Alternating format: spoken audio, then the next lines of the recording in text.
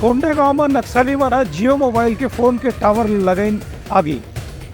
2 ton पूरा गांव और आसपास के इलाका में नेटवर्क हो गए ठप। कोंडागांव जिला के जंगली इलाका में बयानात थाना क्षेत्र के अंतर्गत रात 11 बजे वर्दीधारी माओवादी मन गांव में लगे जियो मोबाइल के टावर ला आग के हवाले कर दिन और वहाँ पोस्टर बैनर लगाते रही। पुलिस ला जैसे ही घटना की जानकारी मिली, तत्काल पुलिस के जवान मन सुरक्षा बल मन के साथ मिल के मौका स्थल पर पहुँची और बैनर पोस्टर ला हटाई। और बाद ग्रामीण मन से पूछताछ करके घटना की जानकारी इकट्ठा करी। ग्रामीण मन के कहना है कि मोबाइल टावर के आग लगे के बाद आसपास के इलाका में मोबाइल फ़ोन के नेटवर्क समाप्त हो गए हैं और लोगों में से बात करना भी मुश्किल हुए थे।